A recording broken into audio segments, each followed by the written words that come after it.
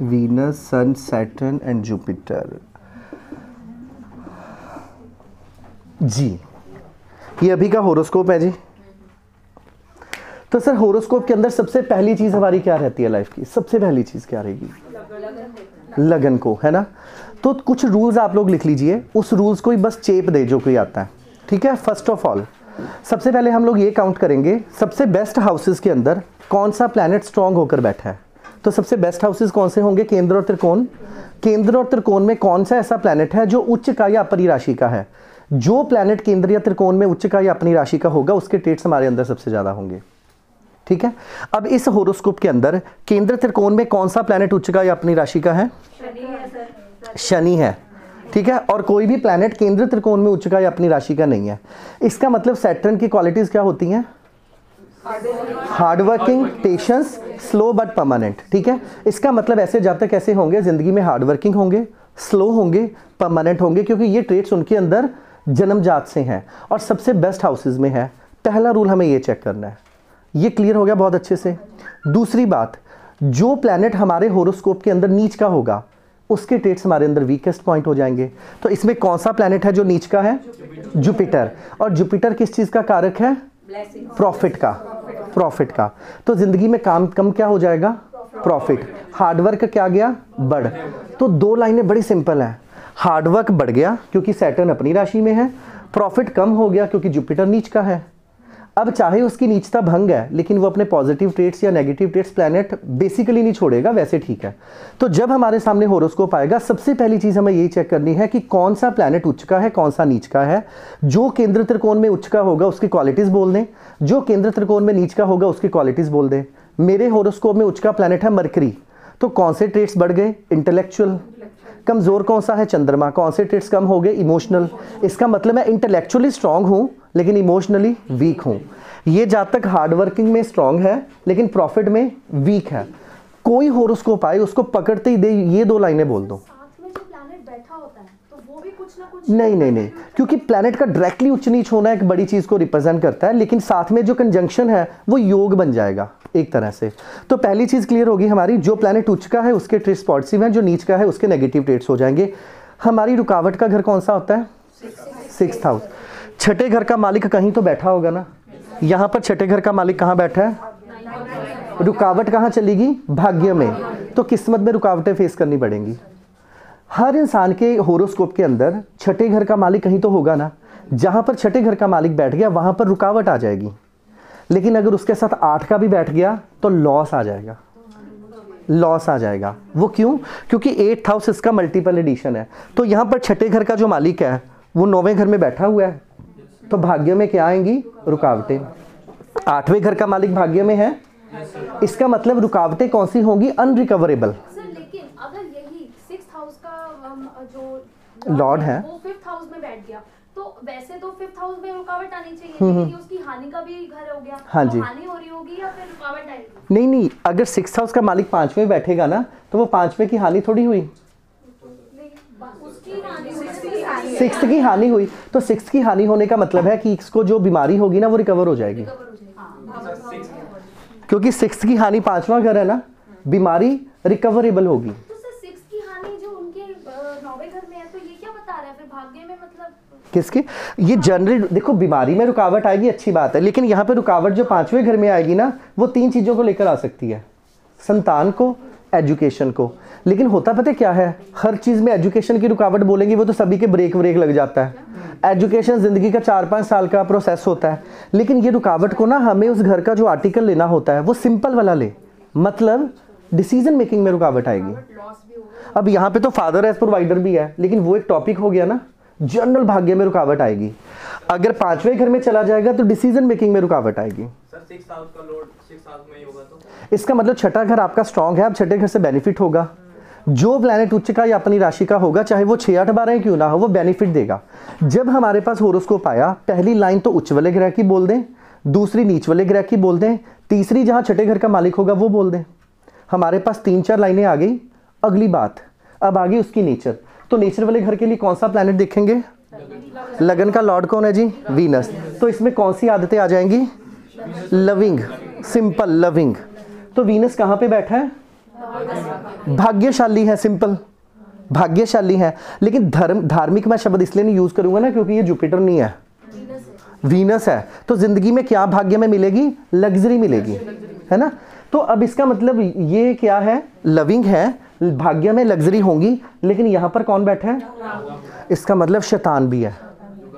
दैत्य के गुरु कौन होते हैं? और ये भी राक्षस है।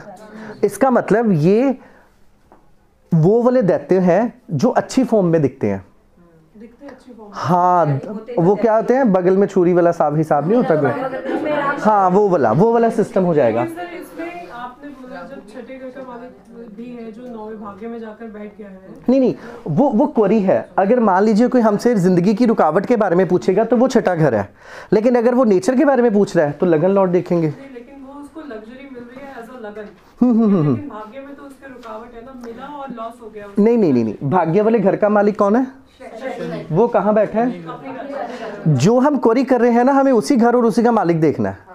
अगर हम रुकावट की बातें कर रहे हैं तो रुकावट भाग्य में होगी, लेकिन उसके भाग्य में सारी चीजें उसको स्लो मिलेंगी, लेकिन मिलेंगी जरूर।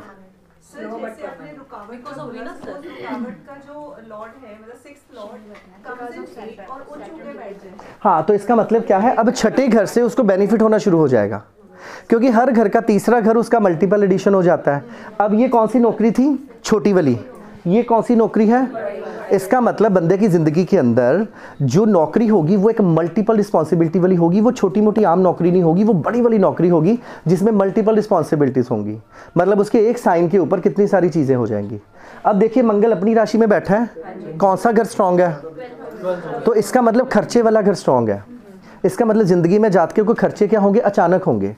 मतलब जो घर पहले स्ट्रांग और कमजोर है उसकी प्रेडिक्शन कीजिए। अगर हम 10 लाइनें बोल देते हैं ना तो समझ लीजिए बंदा सामने वाला तो फ्यूज उड़ ही जाता है।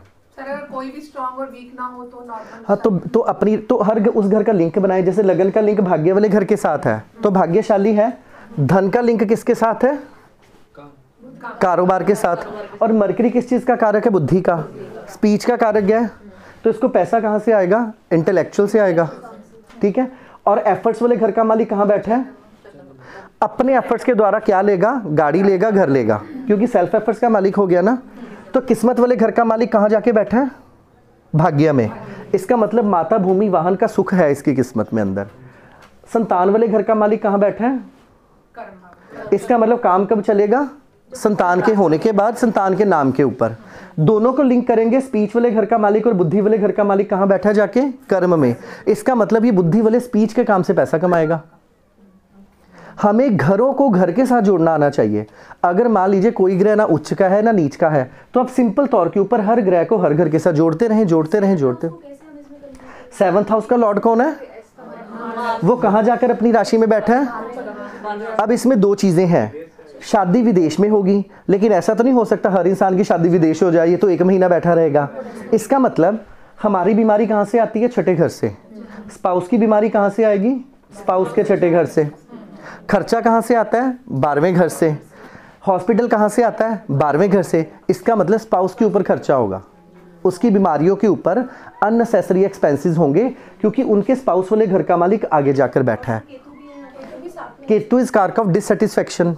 मंगल भी फायरी है। उल्टा हो जाए, 12वें घर का मालिक 7वें में। हाँ, एक ही बात है। हाँ जी, हाँ जी। फिर उसको छठे घर से बेनिफिट हो जाएगा, क्योंकि वो अपने ही घर को देखेगा 7वीं दृष्टि से। इसका मतलब दूसरों की रोग ऋण शत्रु उनके बेनिफिट होगा, दूसरों की प्रॉब्लम उनको बेनिफिट। तो आपको सारी उम्र झगड़े फेस करने पड़ेंगे। मतलब आप खुद ही पंगा ले लोगे, क्योंकि झगड़ा रुकावट सेल्फ में। हाँ जी, हाँ जी, हाँ, वो तो है।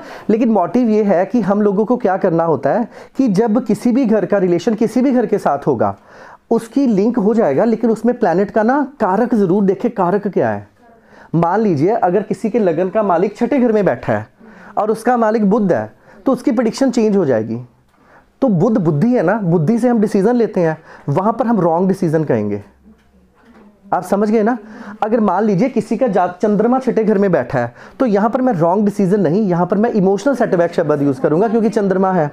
सूर्य से बैड नेम फेम हेल्थ, सूर्य इम्यूनिटी है ना, हमारी एनर्जी है। जब हम किसी भी घर को किसी भी घर के साथ लिंक करते हैं, देखिए जहां मर्जी भाग जाए ज्योतिष में, वहां पर घर, राशि, ग्रह और नक्षत्र हैं। इन चारों चीज़ों के अलावा दुनिया में कोई चीज़ नहीं है। टाइमिंग ऑफ इवेंट के लिए हमारी महादशा, अंतरदशा, विंशोत्तरी दशा सिस्टम सबसे बेस्ट है, और गोचर। और तीसरा सबसे ज़्यादा दिन के लिए चंद्रमा, महीने के लिए सूर्य, घंटे के लिए लग्न। इन 5 आप खुद जितनी मर्जी रिसर्च कर ले, हमें ज़्यादा कुछ देखने की ज़रूरत ही नहीं है। जिसको हार्ट अटैक हुआ है, हालचाल बाद में पूछें, पहले हार्ट अटैक हुआ किस दिन और किस बंदे को हुआ वो पहले नोट करें, क्योंकि क्या ऐसा हुआ है ना। अब हमारी चेस्ट का घर चौथा घर है, तो कहीं ना कहीं चौथे घर के ऊपर प्रॉब्लम तो आएगी ना, रुकावट तो होगी। रोकना किसने है? राहु ने। और राहु को कंट्रोल किसने करना है? चंद्रमा ने। राहु है क्या? इलेक्ट्रॉनिक्स है। शुभ सबसे अच्छा चंद्रमा कहाँ है? धर्म स्थान के ऊपर। तो धर्म स्थान के ऊपर राहु का कोई भी आर्टिकल दे दें। और राहु क्या है? गंदगी। अब कौन सी ऐसी गंदगी है जो धर्म स्थान पर इलेक्ट्रॉनिक के द्वारा साफ होगी? वो है वैक्यूम क्लीनर। वो डोनेट कर दें। सर यहाँ पे सर 7th हाउस में मैरिज को इफेक्ट नहीं करेगा राहु केतु की दृष्टि? देखो राहु केतु शनि है ना, इसमें क्या होगा, सबसे पहले तो तीन फायरी प्लैनेट का संबंध हो गया साथ में। जिस घर के ऊपर 2 से ज्यादा क्रूर ग्रहों का संबंध है वो घर खराब हो जाएगा। लेकिन अब यहाँ पे प्रॉब्लम पता क्या आएगी? 2 का तो बहुत घरों के ऊपर होगा, 3 का हो गया, लेकिन बिना कारक के नहीं। कारक जब तक ठीक नहीं होगा। अब हम वीनस देखेंगे। अब वीनस के ऊपर मुझे बताएं कौन से 3 प्लैनेट मैं हमेशा कहता हूं जिस घर के ऊपर प्रभाव डालेंगे वो खत्म हो जाता है? सूर्य, शनि और राहु। नहीं, राकेश तो राहु केतु शनि हो गया ना। सूर्य, शनि और राहु। सुरेश। शुक्र के ऊपर सूर्य का प्रभाव है, शुक्र के ऊपर शनि का प्रभाव है, शुक्र के ऊपर राहु की 9वीं दृष्टि है। शुक्र अच्छा है कि बुरा है? यहाँ पर मैं कहूँगा मैरिड लाइफ की प्रॉब्लम है आपके होरोस्कोप के अंदर, क्योंकि स्वाभाविक बात है अगर किसी का भी, अब अगर ये फीमेल का टेवा होता, होरोस्कोप होता, तो पति का कारक ग्रह कौन है जी? जुपिटर। तो जुपिटर उच्च है कि नीचा है? इसमें मैरिड लाइफ में डायरेक्टली कह दूंगा प्रॉब्लम वाली होगी, क्योंकि इसमें दिखाई साफ दे रहा है। तो जब कभी भी हमें लगन के मालिक को किसी भी घर के मालिक के साथ लिंक करना है, उसके ट्रेस जोड़ने की कोशिश करें। और ये लाइनें 1, 2, 3, 4, 5, 7 लाइनों में लिंक नहीं कर पाएंगी। ये लाइनों को बार बार कारक, फिर उसका नक्षत्र, फिर बहुत सारी चीज़ें देखनी होती हैं। अभी मैं एक 2 नंबर लगन बनाने जा रहा हूँ। आपको नक्षत्रों की डिवर्सिफिकेशन थोड़ी बहुत ही तो पता होगी। 2 ही बना है ना। अब देखिए मेरे लगन का जो लॉर्ड है ना, लगन का लॉर्ड वो यहाँ पर बैठा है। 5वें घर का लॉर्ड कौन है? ये मेरा बैठा हुआ है 6 नंबर राशि के अंदर बैठा है। अब मेरे 2021 को सूर्य की दशा आने वाली है, तो सूर्य किस घर का मालिक है? पब्लिक का घर कौन सा होता है? नेम फेम का प्लैनेट कौन सा होता है? जैसे जैसे मेरे सूर्य की दशा आने वाली है, मुझे नेम फेम पब्लिक की तरफ से प्यार मिलना शुरू हो गया, क्योंकि मेरे चौथे घर की महादशा आने वाली है। इसका मतलब ये 7 ईयर मुझे मोटे तौर के ऊपर पता है कि इसमें मुझे नेम फेम मिलेगा। तो मैंने अपने जितने वेंचर, मेरी स्टार्टिंग प्लानिंग जो है वो मैंने उस अकॉर्डिंग की 2021 में मेरी इंप्लीमेंट हो जाए, है ना। लेकिन ये 2000 ये जो 6 है ना, 6 यहाँ पर इसके अंदर कौन कौन से प्लैनेट हैं? इसके अंदर सूर्य है, इसके अंदर मून है, इसके अंदर मार्स है। क्योंकि एक राशि 30 डिग्री की होती है ना, तो 30 डिग्री एक वाइड एरिया है, उसको डिवर्सिफाई करके 3 हिस्सों में बांट दिया। अब देखिए अगर तो सूर्य में होगा, सूर्य चंद्रमा में होगा और सूर्य मार्स में होगा, ठीक है। अगर मान लीजिए सूर्य के नक्षत्र में है, तो ये अच्छी बात है कि बुरी बात है? अगर ये चंद्रमा के नक्षत्र में होता तो एफर्ट्स होने थे। अगर ये मंगल के नक्षत्र में होता हानि होनी थी, मार्केश होना था। लेकिन मेरा बच गए, सूर्य के नक्षत्र में ही था। इसका मतलब मैंने कहा थैंक गॉड। लेकिन ये चीज़ें ऐसा नहीं है कि हर इंसान के साथ होती हैं। इसमें मैं कभी झूठ नहीं बोलूँगा। आपको कुछ लोग ऐसे भी मिलेंगे जिन लोगों के साथ ऐसा नहीं होगा। लेकिन जब ऐसा मेरे साथ हुआ तो मैंने सोचा यार ये तो प्रेडिक्शन मैंने गलत पढ़ा या मेरे टीचर गलत थे। कोई भी गलत नहीं था, लेकिन वो बंदा बिजली की चोरी कर रहा था। बिजली की चोरी कर रहा था। सरकार किसको रिप्रेजेंट करती है? सन को। चोरी किसको करती है? राहु को। और सूर्य को ग्रहण कौन लगाता है? राहु। और बिजली तांबे की तारों से आती है, तो तांबा किसको रिप्रेजेंट करता है? इसका मतलब वो खुद ग्रहण लगा रहा था बंदा। तो जब मैंने देखा कि ये इंसान ऐसा क्यों हो रहा है कि वो बंदा अच्छा सूर्य के नक्षत्र में, लेकिन फिर भी बैड नेम पे मिला, क्योंकि उसने मुझे थोड़े सालों के बाद पता लगा उसकी तो बड़ी ऐश की थी जी, बिजली चोरी कर लेंदे सी। इसका मतलब आपका सूर्य खराब नहीं था, आपने खराब कर लिया, खुद खराब कर लिया। यही थ्योरी कर्मास की है। एक बंदा मेरे पास आया, मरकरी उच्च का, मरकरी बेस्ट नक्षत्र में, लेकिन फिर भी फल खराब मिले। क्यों? क्योंकि वो खुद था 45 साल का, गर्लफ्रेंड थी 18 साल की। तो बेटी किसको रिप्रेजेंट करती है? छोटी कन्या, उसका मरकरी अच्छा था कि बुरा था? बुरा था। और आपको पता है लव अफेयर किसको रिप्रेजेंट करते हैं? वीनस नीच का कौन सी राशि में होता है? और 6 नंबर राशि किसकी है? इसका मतलब उसने खुद नीच कर लिया। तो ये कर्मा की थ्योरी है। इसका मतलब हमारे कई बार प्लैनेट्स बड़े अच्छे होते हैं लेकिन हम खुद उसको खराब कर लेते हैं। इसी प्रकार राहु है। राहु कैसे खराब होता है? झूठ बोलने से, छल करने से, और वो तो हमारी लाइफ का एक पार्ट बन चुका है। हाँ, थोड़ा मोटा मुझे मोटा मोटा ही बोलना पड़ता है, थोड़ा सा सच बीच में गलती से निकल जाता है कई बार। ज़्यादा तो झूठ ही बोलना पड़ता है, क्योंकि अगर हम सच बोल दें, लेकिन देखिए, लेकिन एक बात चीज़ है, सच बोल के आपकी तरक्की लेट हो जाती है लेकिन वो होती बहुत अच्छी है। सच बोल के मान लीजिए मेरे पास जब पहली बार गया, कहते हाँ जी उपायों से सब कुछ होगा, मैं कहा नहीं, वो तो आए नहीं दोबारा। और मैंने कहा सच बोलने में कुछ ज्यादा प्रॉब्लम फेस करनी पड़ती है। लेकिन मैम एक बात बताऊं, प्रॉब्लम तो झूठ बोल के भी करनी पड़ती है। तो अगर फेस ही करनी है तो सच बोल के कर लो, करनी ही है कर लो, फिर क्या हो गया? क्योंकि प्रॉब्लम, लेकिन आपको बताऊं, हट के चले, है ना। कहते वो एक व्हाट्सएप पे मैसेज आ रहा था कि बड़ा कंपटीशन एक चीज़ में नहीं है, सच बोलने में, अच्छे लोगों में। अगर वो बन जाए फिर तो हम हटके हो जाते हैं, है ना। तो ये सारी चीज़ें हैं कि अगर हम कुछ हटके करेंगे ना, वो भी राहु ही है। सर अगर इस केस में जिसमें खुद लोगों ने खराब किया अपना मरकरी, राहु या जुपिटर, उस केस में, या सपोज जो आपने वीनस और मरकरी का कॉम्बिनेशन दिया था, उस केस में रेमेडियल कितना %? मैम देखिए, रेमेडियल पार्ट में बताता हूँ। मान लीजिए किसी का चंद्रमा खराब है, चंद्रमा बहुत ख़राब है, और मैंने आपको कहा एक काम कीजिए, सुबह उठिए, आप खीर बनाइए, बांटनी शुरू कर दें। वो बंदा वैसे तो चाहे नहीं बांटेगा, लेकिन जब पंडित जी कह देंगे उसको बांटनी पड़ेगी, तो आप जितने मर्जी क्रूअल हो, जब आप खीर बांटोगे ना, एक दया भाव तो एक्टिव होगा ही होगा। हम चाहे राक्षस बन जाएं, जब हमने ऐसे खीर बांटनी है ना डिब्बियों में, तो वो बंदा खुश होगा। इसका मतलब आपके अंदर दया भाव तभी आएगा ना जब चंद्रमा अच्छा होगा। तो हमने उस प्लैनेट को ना एक ड्रामेटिकल फॉर्म में अच्छा कर दिया। मान लीजिए किसी का मरकरी खराब है, हमने उसको कहा एक काम कीजिए, आप हर महीने बुक्स और पेन, कॉपी पेन लेकर किसी गरीब बच्चों को बांटने शुरू कर दें। वैसे तो उसने बांटी नहीं थी ना, लेकिन उसने क्या किया, छोटी कन्याओं को हमारे कहने के ऊपर बुक्स बांटनी शुरू कर दी। क्योंकि ये उसके अंदर आदत तभी आएगी ना जब उसका मरकरी अच्छा होगा। तो रेमेडीज का मतलब ये है, हमने एक ड्रामेटिकल फॉर्म में ना उस प्लैनेट को अपना लिया। लेकिन जब आपके कर्मों में नहीं लिख, तो आपने वो उपाय भी नहीं करना। असली नहीं मानते मुंदे ना, हम नहीं मान, वो खराब है। क्योंकि प्लैनेट्स के उच्च का होना भी बहुत अच्छी बात नहीं। जब आपके मैक्सिमम प्लैनेट उच्च के होंगे, वो भी प्रॉब्लम क्रिएट कर देते हैं, क्योंकि आपका डिसिप्लिन ही आपकी ईगो बन जाएंगे, आपके इमोशंस ही आपको प्रॉब्लम क्रिएट कर देंगे। मेरा इंटेलेक्चुअली मेरे आड़े आया हुआ है, मुझे कुछ अच्छा नहीं लगता। मैं पढ़ रहा होता हूँ, ये गाने जोर जोर से सुन रहा था, अब कहाँ बनेगी इसकी मेरे साथ, है ना। तो मैं बुक्स वाली दुकान में जा रहा था, ये सेल वाली दुकान में रात को जा रहा था, कैसे बनेगी। तो इसका मतलब कहीं ना कहीं मैं सोसाइटी के लिए फिट ही नहीं, क्योंकि मरकरी उच्च का है। हमारे ही ऑफिस में स्टूडेंट्स बनाएंगे, अच्छा घूमने जाना है, सर को लेके चलें, इन्होंने तो जाके लेक्चर बड़ा देना है। क्योंकि मेरे को कोशिश है बातें करने की, कि हम स्टडी की बातें करें, इसके बारे में समझने की कोशिश करें। जो प्लैनेट आपका उच्च का होगा ना, मतलब जैसे सैटर्न उच्च का है, तो आपको ज़िंदगी में हार्ड वर्क से ही सब कुछ मिलेगा। मिले चाहे बहुत बड़ी ज़मीन, कितनी सारी ज़मीन, लेकिन हार्ड वर्क। स्ट्रॉन्ग तो नहीं है? नहीं, ऐसा नहीं है। स्ट्रॉन्ग प्लैनेट ज़्यादातर उच्च का माना जाता है।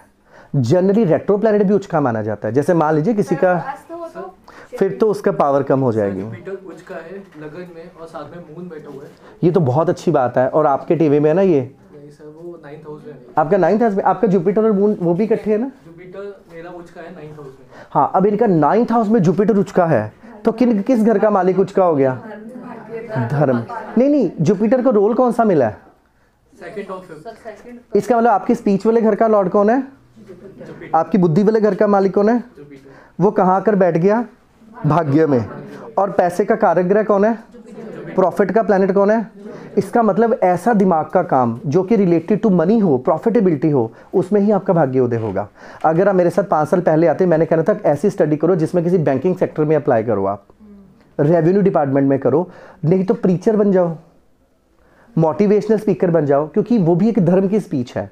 और आपकी स्पीच वाले घर का लॉर्ड जो कि धर्म का प्लैनेट है, मेरे स्पीच वाले घर का लॉर्ड जो कि मरकरी है, और मरकरी ही मेरा उच्च का होकर बैठा है। Hello ma'am. अष्टम में मंगल नीच का होकर, जो प्लैनेट नीच का होकर बैठा है। अब मंगल किस चीज़ का कारक है? साहस का। बेसिकली साहस को हम हर चीज़ के साथ नहीं लिंक कर सकते। मंगल जनरली कारक है हमारे एक्शन का, मतलब एक्शन का मतलब है किसी कार्य को स्टार्ट करना। इसका मतलब वो बंदा जनरली किसी भी कार्य को स्टार्ट करने के लिए प्रॉब्लम क्रिएट करेगा, मतलब किसी भी काम की स्टार्टिंग उसके लिए प्रॉब्लमेटिक रहेगी, हर काम स्टार्टिंग में फंस जाएंगे। लेकिन होता पता है हमारे साथ क्या है, हम लोग जब एकेडमिकली कई बार ऐसी चीज़ों को समझते हैं ना, हम बड़े से ट्रेडिशनल शब्द चूज़ कर लेते हैं। मंगल भाई का कारक है, भाई से नहीं बनेगी, वो कहता है अच्छा मेरा तो भाई ही नहीं है, फिर हम चुप कर जाते हैं, देखते रहते हैं, हे भगवान कुछ और निकाल दे अंदर से, अब आगे क्या कहें। अगर 6th में बैठा तो कारोबार वाले घर का मालिक जॉब वाले घर में चला गया, तो खुद और इतनी हंसी आती ना जब हमारी प्रेडिक्शन लगती नहीं, वो वाले जो 2 मिनट निकालने